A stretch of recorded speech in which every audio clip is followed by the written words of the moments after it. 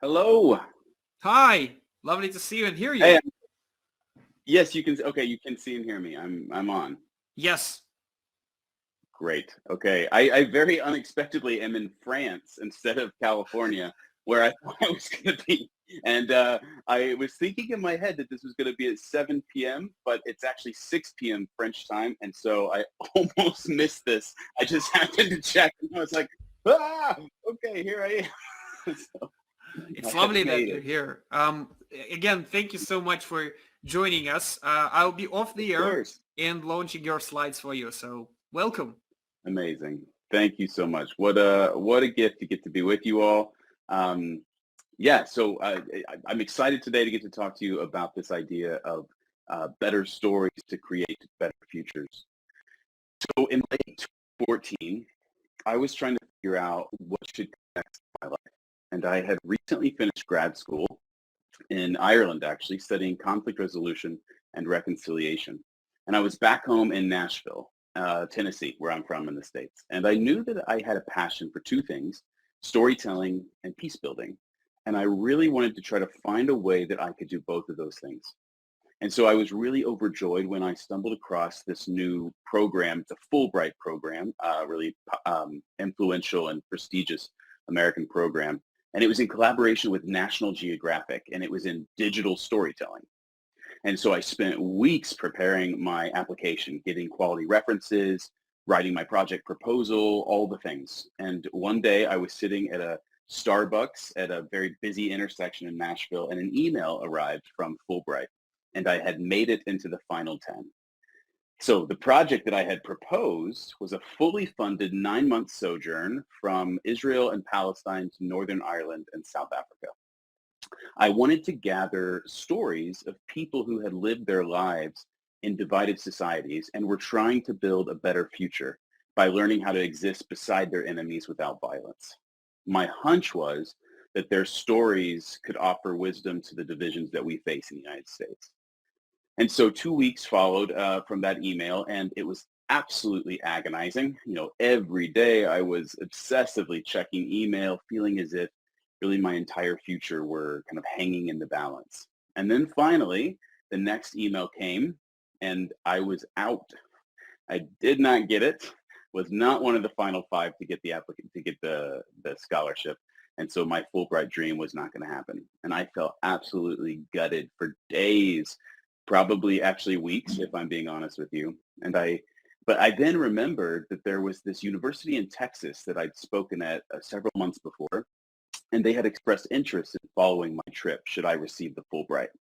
And so I called them and I told them that I didn't get the Fulbright, but I said, let me tell you what I was imagining. I want to tell you what I was dreaming of.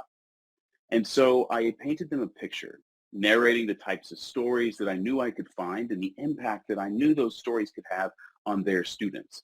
Because I wanted them to not only see the project in their mind, but to feel the power that it could hold. And then I crossed my fingers and I asked, would you all have any interest in funding this yourselves? And amazingly, they said yes.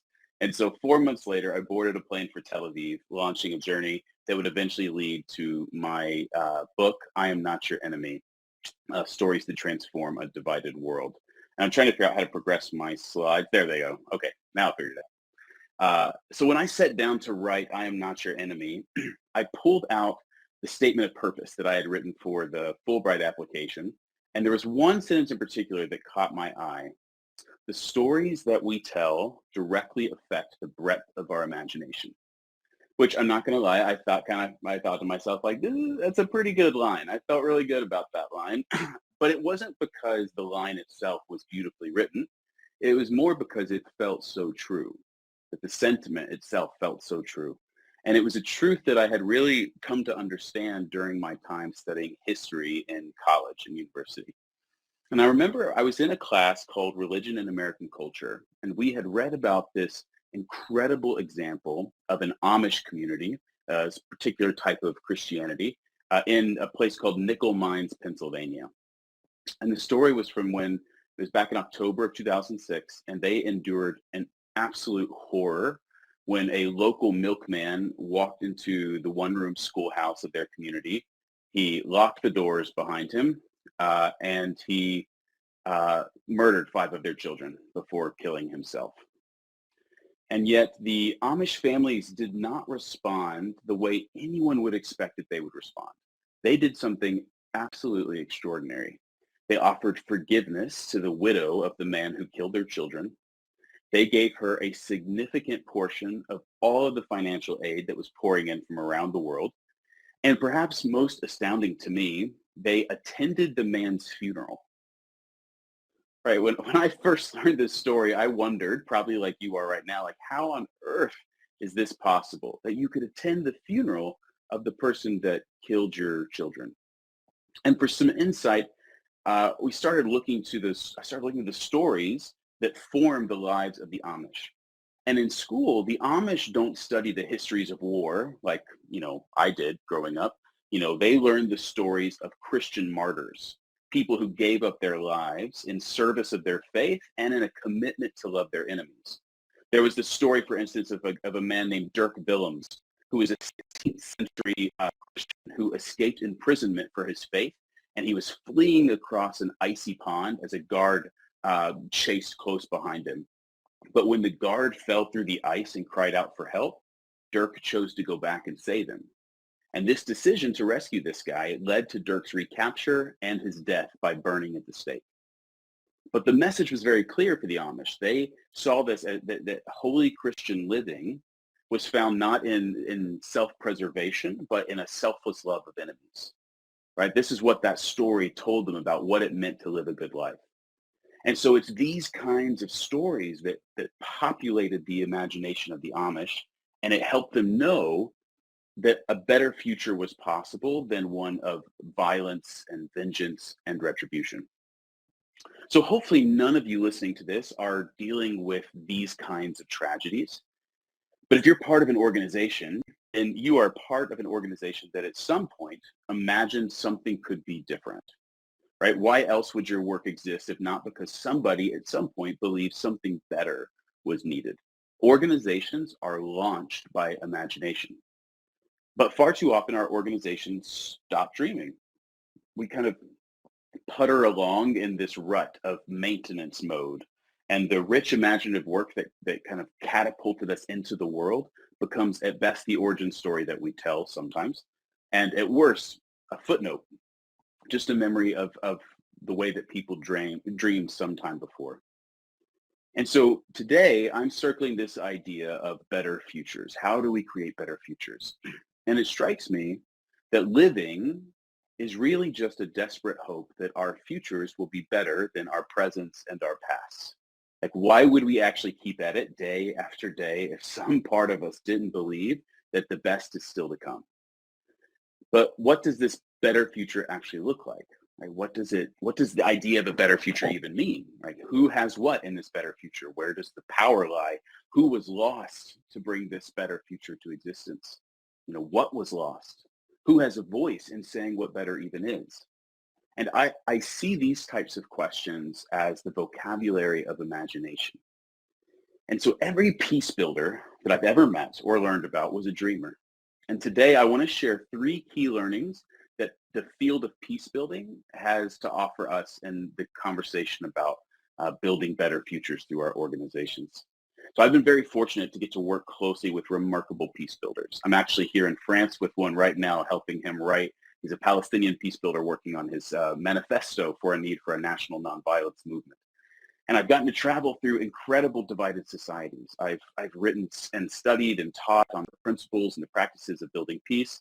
And I think that these lessons are actually applicable to everyone, no matter what field you're working in. And so here's the first. The first piece of learning is that better futures begin with bold imaginations. I think about Dr. Martin Luther King in the United States, and he knew a thing or two about imagination. In fact, his most famous speech is actually an impassioned prayer of the imagination. I have a dream, he said. And as we well know, he wasn't some pie-in-the-sky dreamer. His dreams and peace builders' dreams of better futures spring up from the concrete chaos of the broken present that they find themselves in. And peace building has always been and will always be a project of courageous imagination, right? It's a project fueled by those two world-building words, what if?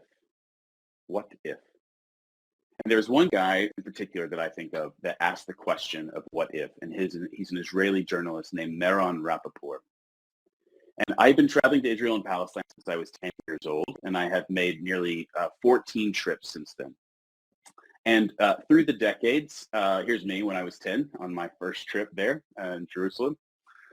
Through the decades, Meron's name popped up here and there, most notably because of a really fascinating peace movement that he has co-founded called A Land for All. So if you haven't heard of this and you're interested in Israel-Palestine, I highly suggest you look it up, A Land for All. And the movement itself certainly fills me with hope. I'm really taken with this movement. But what I really wanted to know was the origin story. Like, how did this actually begin? When you go to the website, you can learn all about, what it's advocating for, what it thinks about the way in which these two societies should function. But I couldn't get a sense of who started it, how did it start, why did it start? And so a few months ago, I finally did what might have seemed obvious to a lot of you, and I wrote to Meron to ask if I could actually speak with him. And bless his soul, he actually agreed. And so over Zoom a few months ago, I got to hear from him how it all began. And so it was 2011, and there was the wildfire of the Arab Spring that was spreading across the region. And in his home city of Tel Aviv in Israel, Meron listened to the cries of the protesters, and they were calling for equal rights for Palestinians. And Meron himself had spent 3 years in the Israeli army. He had lived his entire life in Israel. He had been surrounded by the ongoing violence, and he was very familiar with all of the failed attempts at peace that had been attempted, and there were many. The list is very, very, very, very long. And so he knew that what almost all of them had in common was this idea that there should be two separate states with set, secure, and shut borders. We need to be separate, and we need to have those borders secure and shut, and we won't interact with each other. But Meron had a very different idea. He said, what if Israelis and Palestinians could truly share this land? And so throughout the next year, he talked with his friends about this practical utopia, as he called it. And one friend said, I know someone that you need to speak to, and it's a Palestinian guy named Auni al-Mashni, who you also see here. And so Meron told me that Auni was raised in a Palestinian refugee camp, and he spent 12 traumatizing years in Israeli prison for political organizing in the 1980s. And yet Meron's friend told him that Auni had an open mind, that he was imagining a future in much the same way that Meron was imagining a future. And the two of them needed to be in conversation. And so a meeting was arranged at his friend's 8th-story news office in Bethlehem in the West Bank. It was a stone building on a very high hill. And Meron told me that the room was filled with smoke as soon as he arrived, as Auni kept lighting up cigarette after cigarette. And as soon as they started talking, Meron said he felt a spark, that their visions were in sync. Two sovereign states, yes, but they had to have open borders, freedom of movement, shared core institutions. Jerusalem had to be a shared city, and all the past injustices needed to be addressed without creating any new ones. And so in this first conversation between them, there was no arguing or conflict. He said there was only imagination and cigarettes and coffee. And so out the window from this 8th-story office, they could see the ancient hills of Bethlehem and Jerusalem. And I've driven all over those hills through the years. And in reality, there's a 25-foot high wall that separates these cities from each other. But from that office window, Meron said that he and Auni couldn't see the wall. They could not easily tell which neighbors were Palestinian and which neighborhoods were Jewish. There was no actual visible separation from where they were. It all looked like the future that they were dreaming of, an actual shared land for everybody. And so from that meeting, their movement was born. And so this brings me to this was the first point, is that better futures begin with bold imaginations, and that these imaginations come to life through stories. So I have this amazing job of getting to work with organizations all around the world to help them find, develop, and tell their most meaningful stories. Whether this is tech companies looking for stories of innovation, or nonprofits wanting to tell their stories of social impact. And much of this work I get to do with a friend of mine, I think who some of you may know. His name's David Hutchins. We've often been surprised at how many organizations are not actually telling stories about what they do. right? You probably are not surprised by that since you're here. But storytelling is perhaps the most powerful resource that any of us actually have in our work. Research suggests actually that our capacity to remember something increases by about 22 times when we learn it through a story than when we learn it through lecture or data or information.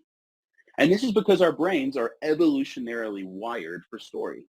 And yet so often we fail to utilize this hardwired technology in our brains to progress the work that we care about.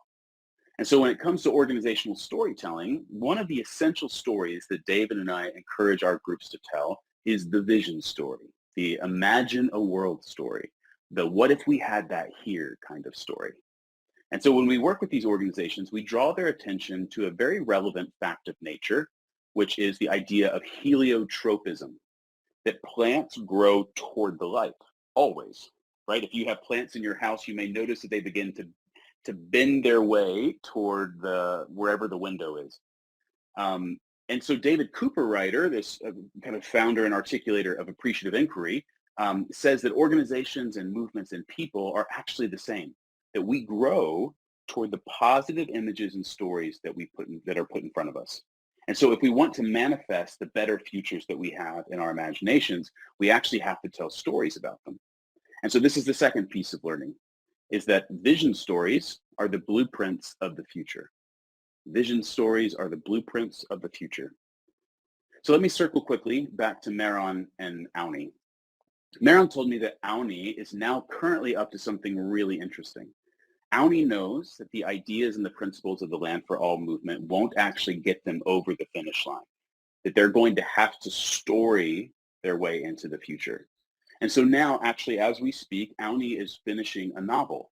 And in this novel, two men, Auni and Mehran, journey from the present to the future, where their vision of the Land for All is now actually a reality. And so they walk around in this future. They see it, they hear it, they touch it. They breathe it in. And so they see how it is all actually playing out. And then they return to the present to begin the necessary steps that are going to lead their people to that future. And Auni intends to publish this novel in Arabic, Hebrew, and English so that everyone in Israel and Palestine can actually read it. And I love so much that Auni is doing this, because while our imaginations can get us going, we are not going to be able to actually build the better future that we want if we stay only in our heads, right? We are also going to need our hearts. And that's why we need the stories, because stories let us actually feel the future. Stories are are kind of like the original virtual reality tech. When our brains lock in on a story, I'm sure you all know this, it is neurologically for us as if that story is happening to us. That's why you jump in your seat during a scary movie, or you find yourself yelling at the characters on a TV show that seem to be wrecking their love lives and you can't possibly understand why. It's because the brain isn't actually interpreting the difference between the story you're watching and the story that you are experiencing. And so if you want the future to feel possible, to feel real, you have to put it into a story. And so when it comes to peace builders, storytelling has always played a very central role, and not just in a sense of projecting the future, but even more so in excavating the truth of where we have been and who we are now. And for people in conflict, there is no hope of ever reconciling without an honest reckoning, an honest dealing with not only the stories of the other, but also the stories of ourselves. And this then is the third and final piece of learning that I want to share, is that we cannot craft true stories of what comes next until we own the stories of what is now. I didn't tell you this yet, but there's a little bit more to Auni's time travel novel. The second part of the novel narrates the journeys that led Mehran and Auni to the precise moment that they're now living in. Because it seems that Auni knows that the true stories about the future need really honest ones about the present. We've got to pause and take stock of where we are before we jump off the cliff.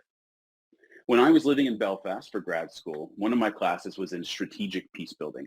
And the professor, a peace builder herself, actually told us that every effective peace building movement she knows at some point had to come together and cast a clear vision of the better future that they wanted. And to do that, they had to answer three core questions. The first is what do we already have that will help us bring this future to fruition? Then what do we not yet have that we're going to need and who can help us get it? And finally, how will we navigate the complicated terrain of change? What can we hold on to that might steady us along the way?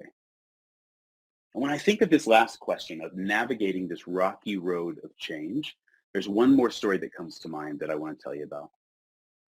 And it's about another Israeli and another Palestinian. These men are named Rami Elhanan and Bassam Aramin. So Rami is a former Israeli soldier whose father made it out of the Auschwitz death camp in under Nazi occupation. But his daughter Smadar did not make it to the age of 14. She was murdered in Jerusalem by a Palestinian suicide bomber in 1997. Bassam is a former Palestinian political prisoner whose daughter Abir was shot in the back of the head by an Israeli soldier in 2007. She was murdered on her way home from school. Candy was still in her pocket from the store that she had just left, and she was only 10 years old. And sitting with them both in Bethlehem several years back, I could still see the grief that was in their eyes. They told me their stories of loss, just as they had done hundreds and hundreds of times before, and yet I still could tell that they hadn't grown numb to it. Like there was still pain in the stories, and there was also still so much love in the way they told the story. Their grief could have become a weapon, as it does for so many people. But they imagined and continue to imagine a different future than one with more bloodshed. For years, Rami and Bassam led a group called the Parent Circle, an organization of bereaved Israelis and Palestinians that are doing all they can to save other families from the agony of having to bury their loved ones. And as Rami told me once, he says, "We are not doomed. This is not our destiny to keep on killing each other in this holy land of ours forever. We can change it." And when I sat with Rami and Bassam, it was so obvious to me that they had become more than friends, that they were like brothers. In fact, when Bassam's daughter actually drew her last breath in a Jerusalem hospital, killed by an Israeli soldier, it was Rami, a former Israeli soldier, who wept with him through the night, who kept him company. The better future that they imagine is one that they are actually practicing now. And what better way to write a story of the future than to live the future story now in the present? So today I ask, what's your story of a better future? And what if you started living it now? Thank you very much for listening. I think I'm supposed to give you a little bit of time for questions.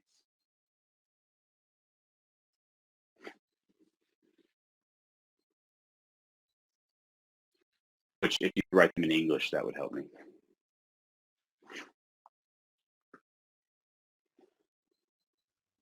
Michael, that was terrific. Thank you so Good. much. Yeah, absolutely. Thank you for the invitation. I was going to ask this question, and I'm going to be as careful as possible, but some countries, some governments are not good in the second thought you shared that is accepting the stories that like our past and saying, okay, that was wrong, that was right. And we still, as humans, want to see our past as all bright and all right. So how can we nudge the people who have the power to maybe, accept that there were some dark parts to our story so we can live a better future? It's a great question. I don't know that I have a lot of wisdom for it because we are still very much trying to deal with this in my country. My country is currently banning books from classrooms that they're calling it critical race theory, even though what they're calling critical race theory is not actually critical race theory. But essentially, there are actually laws being put in place that say that you can't teach anything that makes white students uncomfortable. And at the same time, we have a white man who just walked into a grocery store in Buffalo and murdered people because they were black, right? So we have white supremacy very much at work, and yet we're banning people from actually teaching it, right? So I don't know that I know the answer to that, except that I have this sense that, that we have to. One of my friends, a guy named Harris, says that storytellers are the architects of culture. And I find that a really lovely idea. Storytellers are the architects of culture. And so if we want our leaders to begin to think through, to think differently about the past, then we as a culture, as a people, have to be intentional in telling those stories ourselves and advocating that they be taught, advocating that they be remembered and memorialized in the ways that we think are accurate. And there are all kinds of ways to tell those stories, right? Through the films that we create, through the way that we talk about them in education, through the books that we write, podcasts that we do. So I think there can be this sort of undercurrent, this the stories kind of among the people, and that we can maybe build the pressure and the capacity at the lower levels in the sense of society, rather than trying to force the politicians to believe in a story that they're not interested in believing in. Thank you so much. We have Yeah. two more questions coming up from Paulo. How do you digest the heaviness of stories when dealing with conflict and trauma as part of your work? Great question. One way is that I buy a pint of ice cream and I watch Netflix. So that honestly helps. Um, it doesn't help me stay trim and fit, but it definitely helps me deal with the difficulty. But also like finding a way to talk about it, right? I think of the like listening to a story is this sense of breathing in, and if you don't find a way to talk about it or write about it or something, it's like holding in a breath, right? And you begin to suffocate. And so it's one reason why I do a lot of writing. My books, I have a book on I Am Not Your Enemy that I mentioned, the stories from overseas. I have a book called Where the River Bends about what we learn about forgiveness from the stories of prisoners. And so I interviewed 14 prisoners in Tennessee to hear about what their stories could teach us about forgiveness. And and so that process of writing, and after I hear these stories, I would immediately call my wife or call a friend to say, I got to tell you about what I just heard.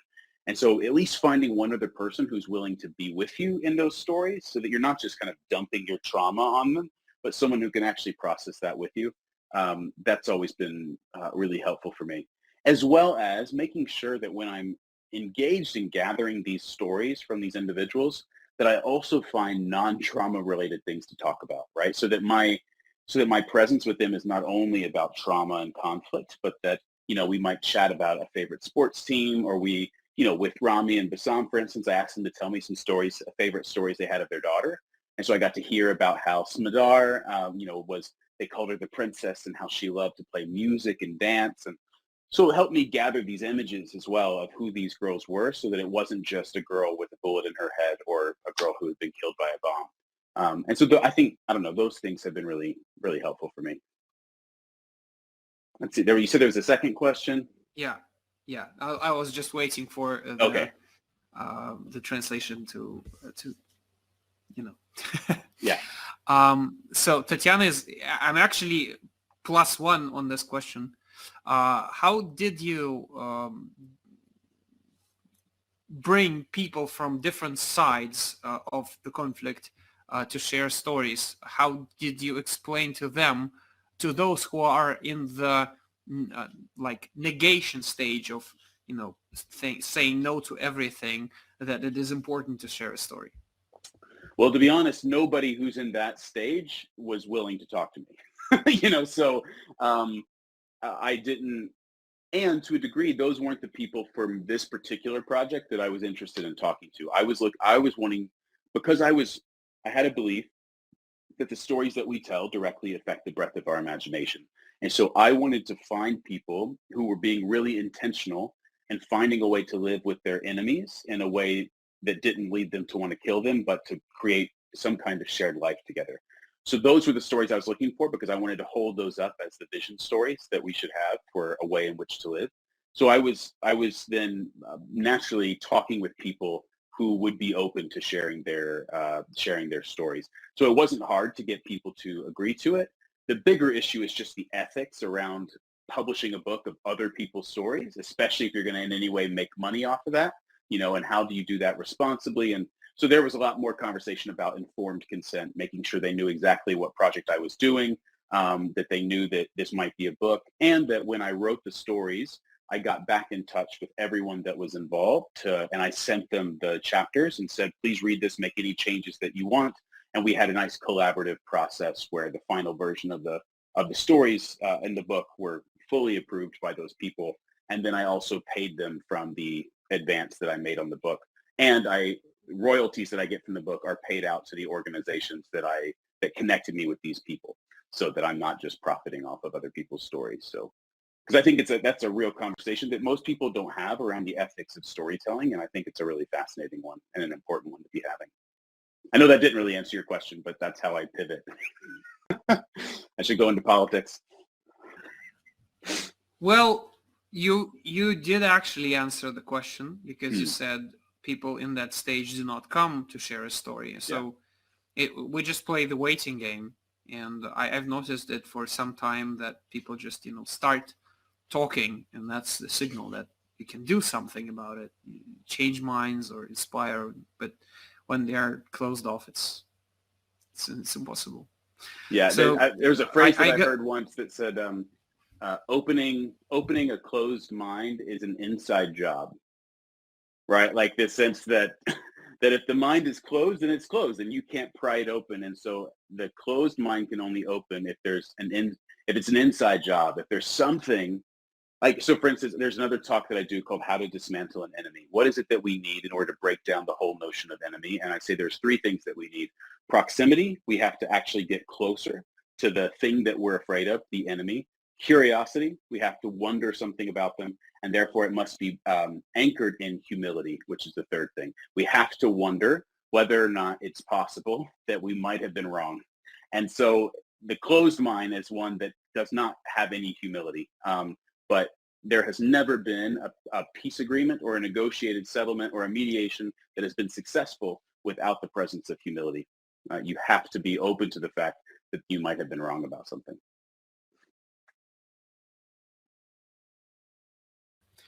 That gives me an idea that in times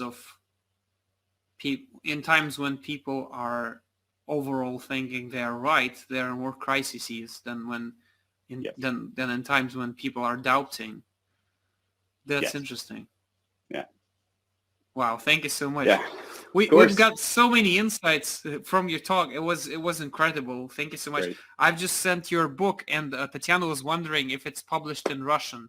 It's not, but if you want to make that happen, I would be very grateful. So there's the hardback, the paperback, the ebook, and it also is an audiobook with me reading it. So for those that would prefer an audiobook, it's through that Amazon link. So. Oh, totally. I prefer these. All right, guys, if you have any other questions for Michael, please write them to the chat, and I'll be and here's Yanis thanking you. Yeah, thank you so much. It was lovely. I mean, you totally nailed how human it was, and this is a true spirit of storytelling right there. So I have my traditional question. I'm keeping score here, so okay. You've heard it probably. So a culture forms the stories we live and tell, and the stories form the culture we live in. So what came first in your opinion, culture or stories? Well, let me give me 60 seconds. Let me think this out loud. Culture, I think, is the way in which culture is the way in which we organize ourselves, or it's actually what happens from the sacred traditions, rituals, and patterns that form the way that we live, right? That's what culture is. It is how we relate to one another through these rituals and these patterns. And so story is a significant part of that.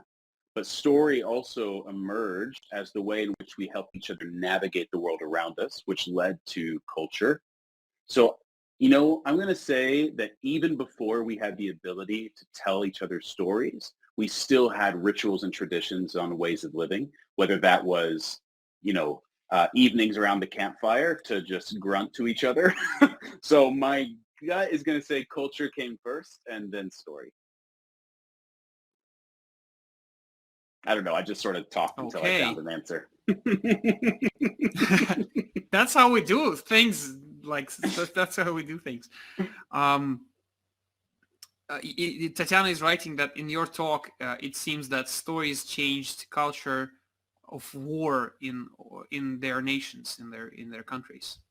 Absolutely, yeah. So story definitely shifts culture, and I think the most powerful way to shift a culture is to shift the stories, shift the narrative and the narrators. But in terms of human evolution, which came first, culture or story, then I would probably say culture. Yeah. Me too. I love this shipping metaphor that our tomorrow speaker Jeff Mead has. That like a culture is the course of a big oil tanker or a big oil ship, and the steering wheel is the stories you tell. You have to spin it a lot so the ship turns slightly to the Beautiful. left or Oh, to the right. I love that. That's amazing. I'm going to use that. Yeah. Who said it so that I can give them credit? What was the name? It's from Jeff Mead's book called Telling the Story, and I will be putting it to the chat in a moment. Excellent. But for now, Michael, it was absolutely lovely. We totally needed you this year especially, and thank you so much for being here. Absolutely. It's such a gift, Artem. Thank you so much for having me.